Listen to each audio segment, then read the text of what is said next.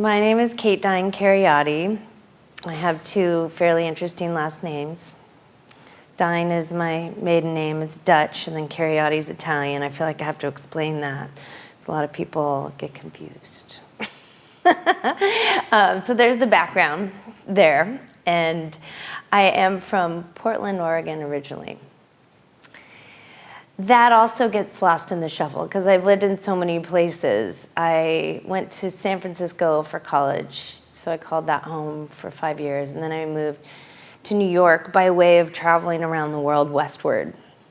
Purely accidental. I landed in New York traveling west. I wanted to complete this round-the-world trip and never made it back from New York to San Francisco. Well, it took me 8 years to make that final connecting flight back to the West Coast.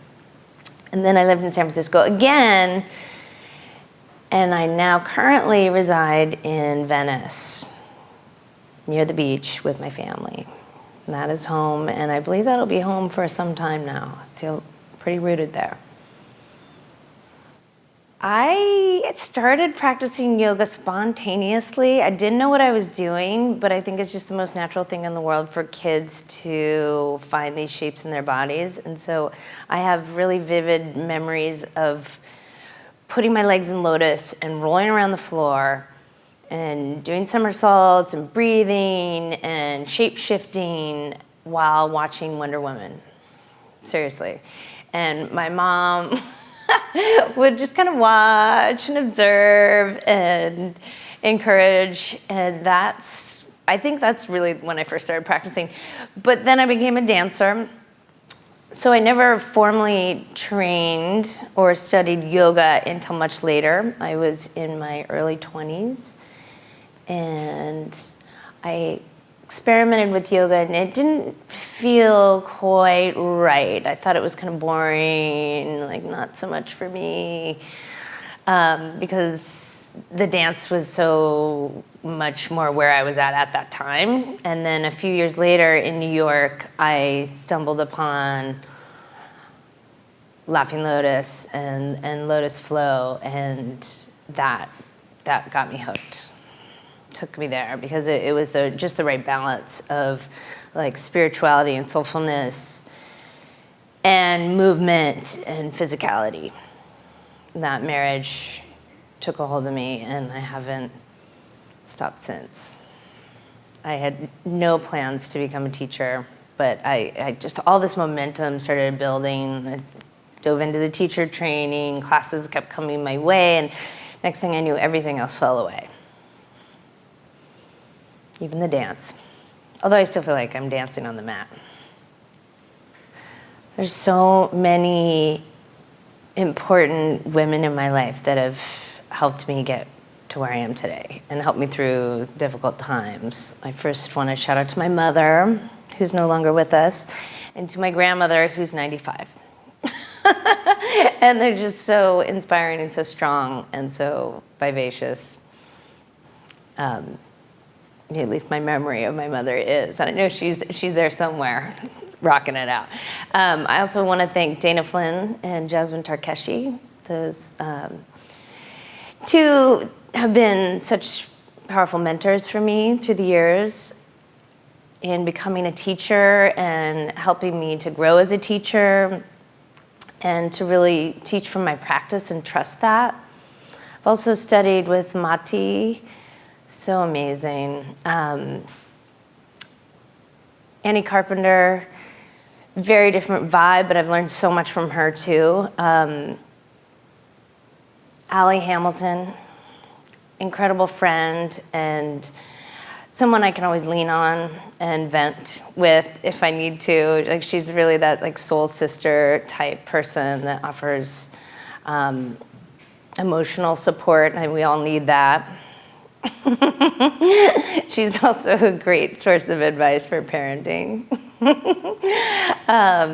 Who else? Cheryl Moss is like the opposite energy to my fire. She's like the cooler, softer, watery vibe. And we've created a good balance energetically over the years of working together.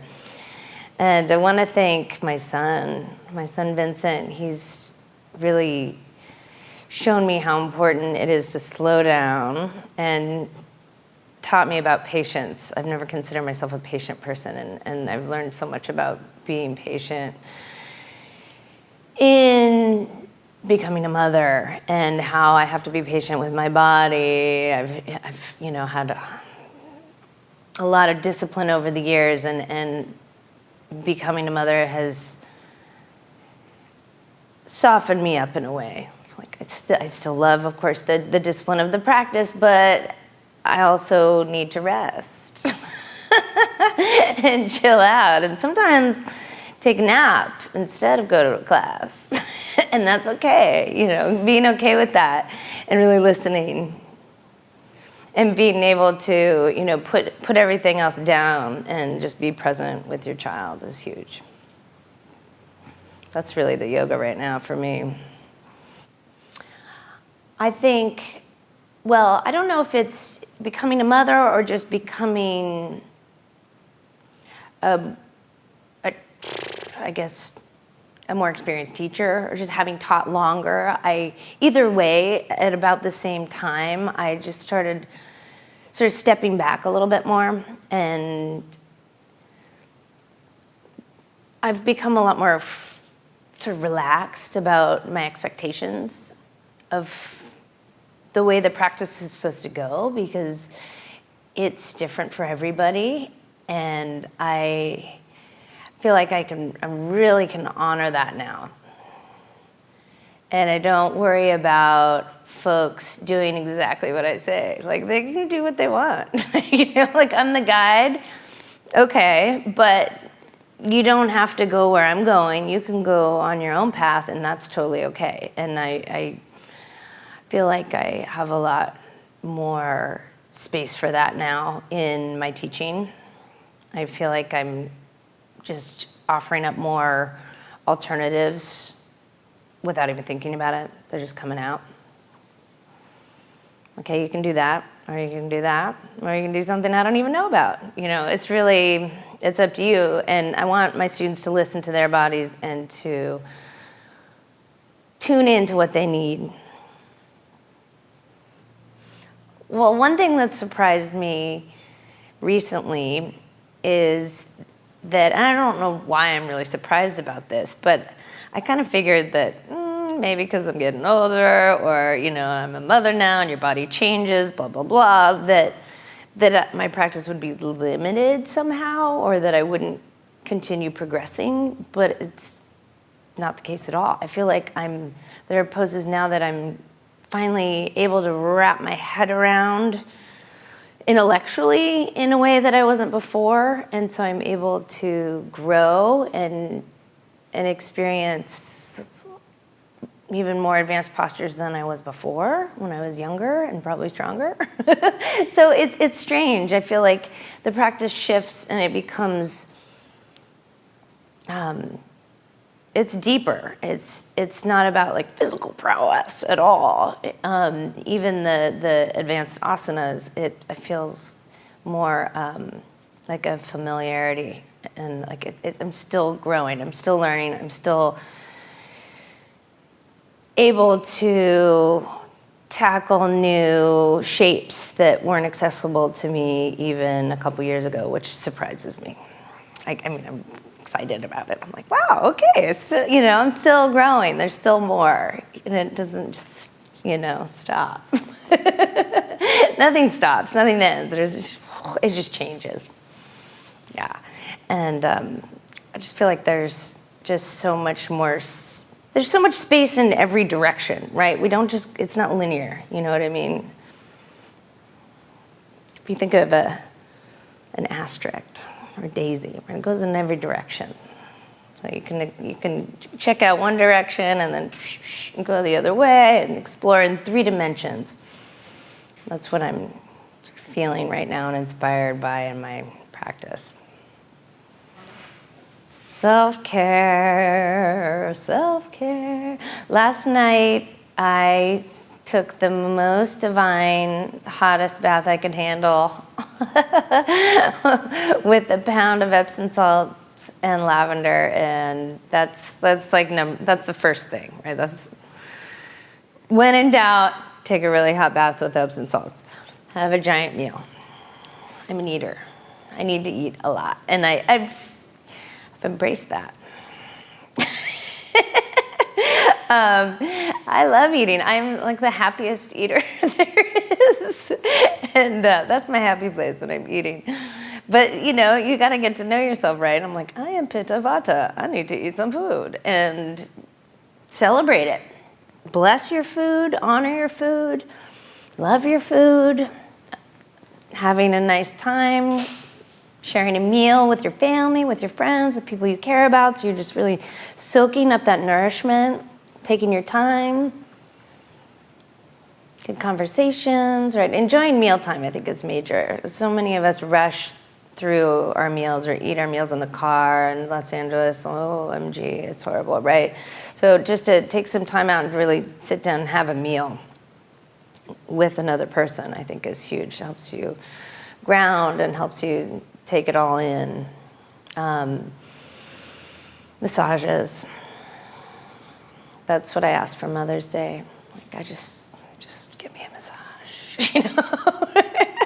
I love massages. Naps, if I can get them. It's not as frequent as I'd like them to be, but I think naps are so nourishing. Even just 12 minutes. A little shavasana during the day. I have a hammock in my backyard, and I carved out a few minutes every day throughout the summer to just be in that hammock. Didn't need to sleep so much, but just to be in it and just drop into it and sway around with the wind a little bit. Huge. It's incredible. So I feel like I have a really widespread network of like-minded yogis through Laughing Lotus, New York, and San Francisco. And now that I'm in LA, I've been bringing them out, and I'm traveling back, and there's become this nice flow of movement, and our relationships keep growing and changing as we are as individuals.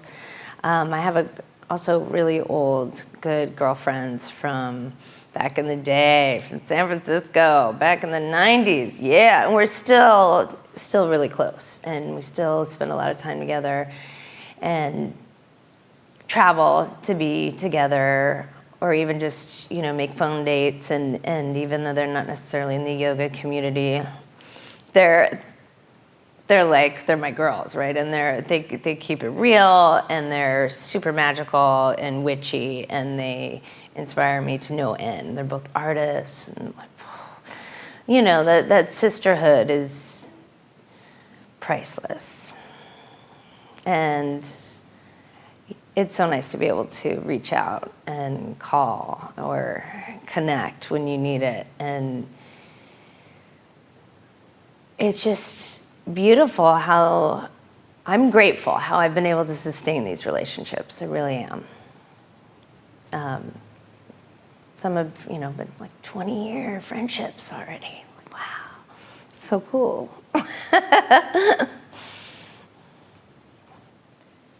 I think the best advice for a new teacher is to really get on the mat and work it out for yourself. Really get to know what your practice looks like and what it feels like. And not that you should stop taking people's classes, right? You should always practice, right? And learn from whoever you can. But I think that you also want to get to know the guru within, right? The true teacher within, and sit with that and experiment with new ways of moving that feel true and honest for your body. And then when you really get to know what that is, your ability to share that comes through in such a fresh, authentic way, hopefully, right? And then it doesn't sound like you're just teaching your teacher's class. Because we know what that sounds like, right? When you teach your teacher's class, right? It doesn't feel like your class, it feels like somebody else's class. So figure out what your class is made up of. What gets you going? What gets you inspired? What are you working on? And share that. I would also recommend to get to know people really well before you align with them. Seriously. There's a lot of love and light thrown out there. It's not always the real deal. So take your time getting to know folks before you sign up and drink the Kool-Aid. You know what I mean. Trust your instincts too. I know my practice is working if I feel completely expansive and empty and full at the same time in Shavasana. Just blown open. Also, if there's no aches and pains in the body, if my mind isn't moving around, if I'm able to just drop in and become completely still. I also know it's working if I'm able to take some space and breathe before reacting to a situation that could potentially, trigger me. Or a situation that could be stressful. If I'm able to just pause and breathe, and then I know my practice is working. Lately, my practice has been about focusing on one thing at a time, just one thing. In this world of multitasking, and the glorification of busy, right? Like, that's great, you can do a million things at once, but are you doing them well? Like, let's try to do one thing, and if I'm able to really focus and do one thing, I know my practice is working. I'm able to lock in and do just that and not be split apart in several directions at once. So that's something I'm in process with.